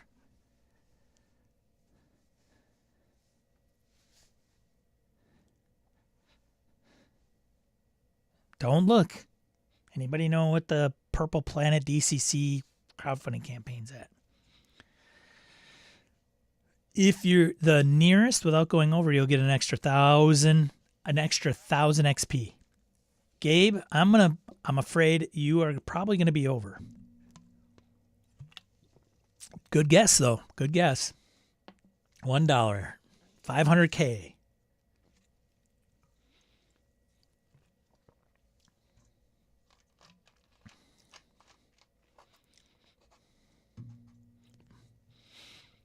Did you say 220K? 221? If you did, you would be the winner. So the winner in the chat would be Orcus Dorcas with $1. Congratulations. Closest without going over. So 1,300 backers, 24 days left, 40K goal, sitting at 221.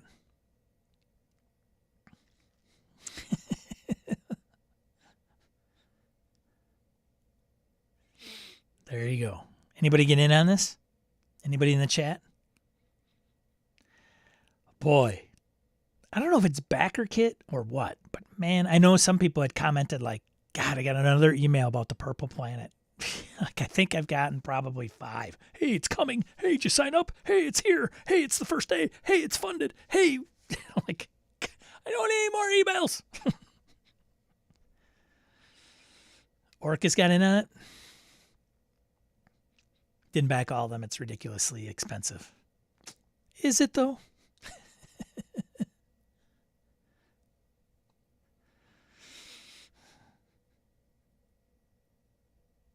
Harrigan 5. Is that get 3? You got 3 copies of each update? What is that?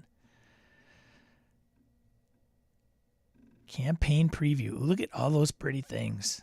Purple Planet hardcover. New tomes of adventure plus slipcase. Dice sets. Accessories. Oh, excuse me. Hardcover, dice sets. Yeah, limited edition core rulebooks. Wow, more core rulebooks. Marketing carpet bombing, yeah.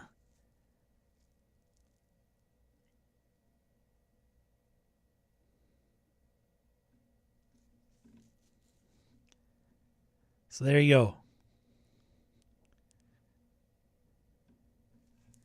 I should still get Lankmar. I like DCC. Lankmar, but maybe more to my liking. Hob says, I'm over. I'm holding out my next GG Kickstarter for Punjar.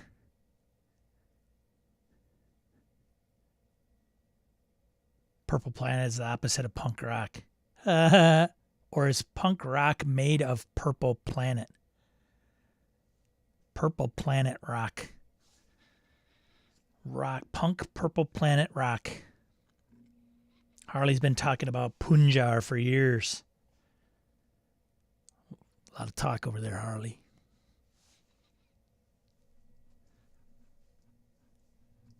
Gabe looking at Punjar now. See, Hobbs talks, everybody listens. It's like E.F. Hutton.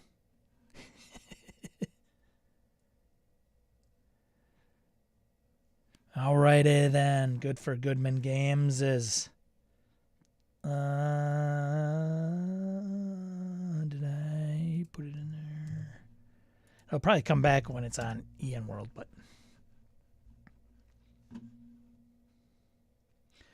245 Trioxin says Backer Kit might have upped the amount of emails in general. I've gotten tons of email from the Battle Zoo Backer Kit campaign also. Yeah, I don't know. I got to imagine they have to hit the button, right? Or is it like tied into an update and it just automatic? It's got to be a setting. Your campaign, do you want to send out an email every time you do anything in it? Check here for yes. Click. Email marketing ensues. You know, and Lankmar, fix that immediately. Okay. Thanks, Orcus Dorcas. I'll do that.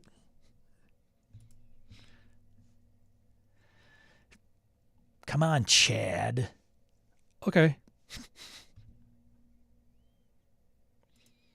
Wayne says, Rand, Purple Planet was a lot of fun. Love Sword and Planet, though. See, that's not me.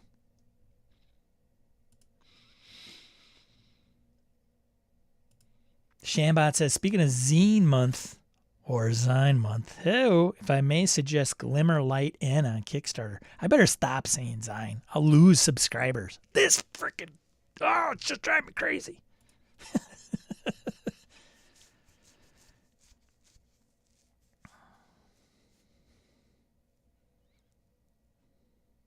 Hob says, I don't have Lankmar either. I'd play it, though. I sold all my other Goodman Games stuff besides core books and Weird Trails. I don't have a ton. I think I still have Starless Sea and Enchanter, Emerald Enchanter. I don't have a ton.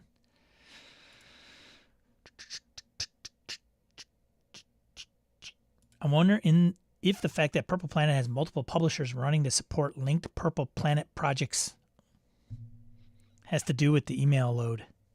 I'm waiting for the first person to put a tongue twister in there, and Wayne's getting pretty damn close. I wonder if the fact that Purple Planet has multiple publishers running to support linked Purple Planet projects has to do with the email load.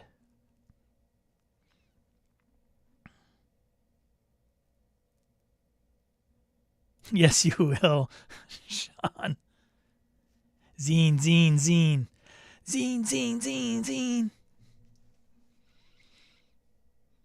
Whatever, guys. Loosen up, yos. Now, let's get into Ian World stuff, see if I missed anything. Shall we?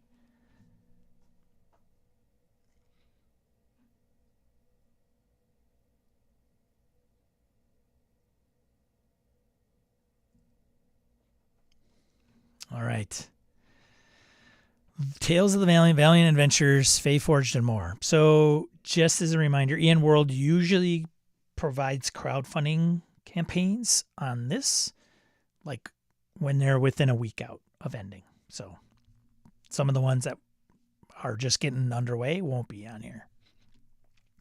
First one, Tales of the Valiant Game Master's Guide, 5e from Kobold Press, 59 bones, 390K of his 50K goal. Tales of the Valiant. Kobold Press. There you go. I'm waiting to see how this all comes out in the wash.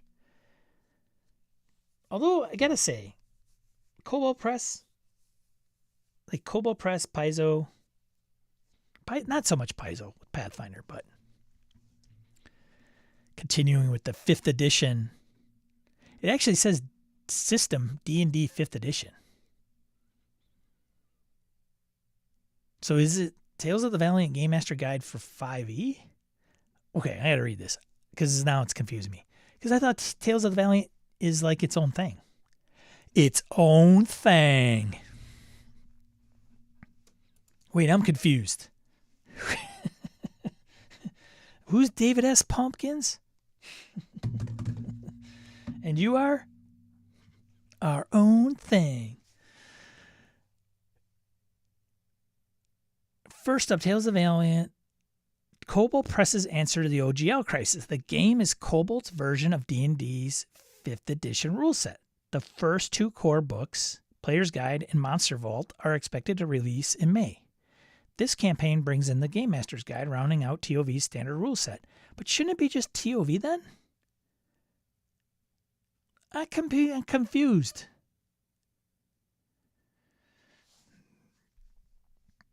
I don't know. Whatever.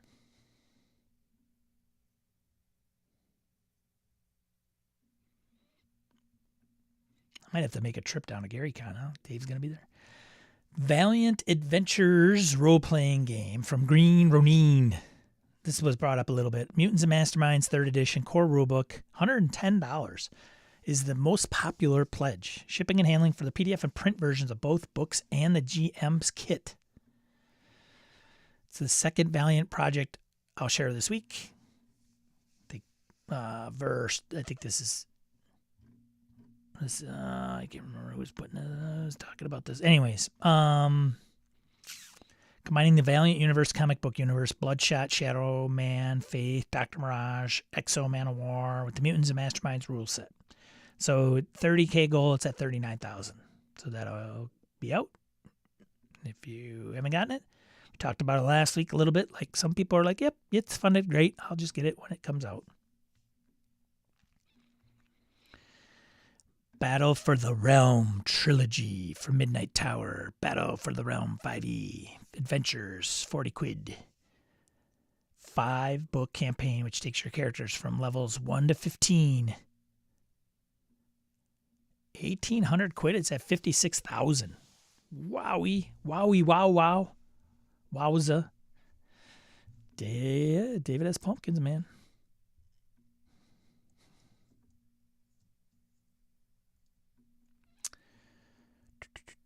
Vincent Baker, Wizards Library. I think we might have touched on this before when he was putting it out, but now it's finally on the crowdsource track. And Mr. Baker taking it to the Kickstarters. It's a PBTA or Powered by the Apocalypse variant source book, $20. Wizard's Grimoire or The Thief and the Necromancer. Those games feature fantasy and magic. This project features a magic expansion of them with 3 spellbooks of first and second level spells. If you want to take these games, as well as the related The Barbarian's Bloody Quest and The Last Adventure to another level, this source book is going to give you the magic you'll need. It's funded. Make 100 battle bookmarks. Lester Smith. Bookmark No HP RPG. Source bookmark, $10. Free shipping for the PDF and print versions of the bookmark. The idea of a TTRPG published as a series of bookmarks. Yeah, I dig it. Starting as a weekend challenge to design a game without hit points, Bookmark No HP RPG has expanded with more bookmarks. Look at that. $1,000 goal. It's right there. Boom. Just made it.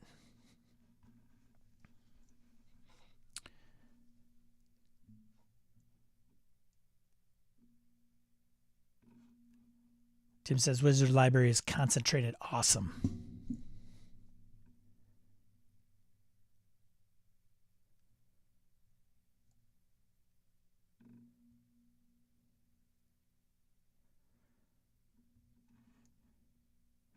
If you want to see how PBTA games should be designed, refer to the master.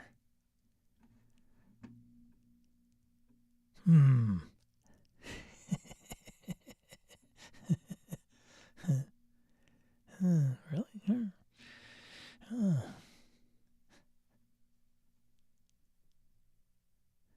Speedy RPG from Five Sided Fates. Original system core rulebook. Ever want to get into a new TTRPG quickly? That's the basis of Speedy RPG. Each player draws a character card and an item card. The DM draws a scenario card and a D20 roll decides every challenge. Who do the character cards contain? Name, description, and 3 stats. You'll be able to get into gameplay rapidly. If your goal is to get to dicing, this is the project to check out. $16,000 of a $3,700 goal. Booyah. Greenhorns. Together We Go variant. Core rulebook, $50. Project's a specific group of gamers, ones that want to play aliens as they build worlds. Gaming parallels provided include planet creation as dungeon delving, bounty hunts involve schemes and lethal enemies, and your homeworld is an ever-changing sandbox. It's 100 pages with classes, planets, mini-campaigns, monsters, and random tables. $10,000 goal of 5. Wow. Over War. The Night Comes Down Monarch Edition from Black Oath Games. Original system, core rulebook, solo co-op, GM-led strategy tabletop RPG. It's an inspiration blender TTRPG using elements of gothic fantasy, strategy, JRPGs, and OSR to remaster the Overwar, The Night Comes Down TTRPG. Your land is besieged by invaders. You'll have to conquer it hex by hex using your commander and their combat company. There's unit combat that is less dice-centric and more about advantages, positions, and initiative. 3,200 euros of 3,000 gold funded. Feyforge, the Feywild's Ultimate Treasury. 5e.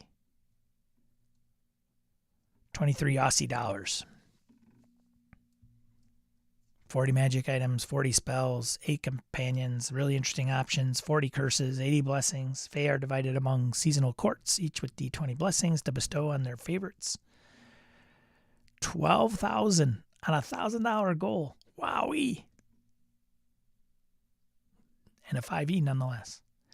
And then lastly, Level Up, EN World. Their Advanced 5th edition. They have another crowdfunding campaign up. Look at this. Jeez. 2,000 quid, and they raised 57.5. Wow. I gotta say, Ian World and their Advanced 5th edition, man, there's a following there for sure. Because like every project they put out there, they're making tens of thousands of dollars. 57,000, they've gotten some pretty decent funding. I think that is it for crowdfunding. Thanks, Egg Embry. That would be egg on your face would be a whole nother meaning talking to that guy. Just saying.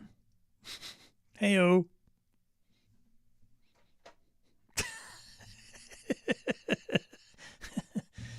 Oh boy. I will put the link to Ian World in the chat. Thank you, everybody.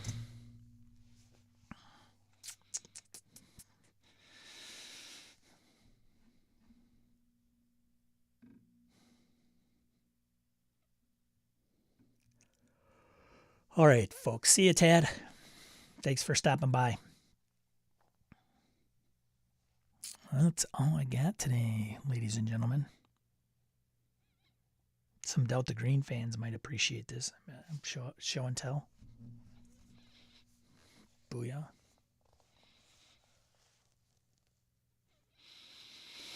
God's teeth. God shuffled his teeth.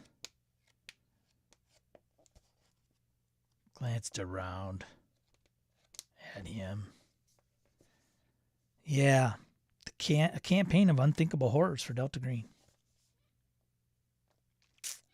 Yeah. Good stuff. Taking a look at that one.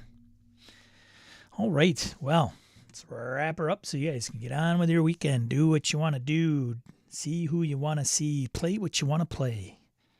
Thanks for stopping by. Really appreciate it. These folks want to thank for contributing their hard-earned shekels once a month. Thank you very much. Thank you for everybody that's shown up today to keep me company and interact with each other. And 2XL source in the chat room for some info too. Great stuff. Great stream. Be a positive force in tabletop RPG, a hobby. Roger French said it best. Thanks, Roger. You bet. I'll be again back in full force next Saturday, 8 a.m. Central Time. If you can make it live, great. If you're seeing this after the recording, I hope you've enjoyed it. Thank you so much, everybody. Thanks for all the likes and subscribes. I really appreciate it. Without you, I couldn't have done this today. So with that, I'll let it be what it is. Spend time with others that you enjoy, and then play some games, and then be a positive force in the RPG, like Roger said. See ya later.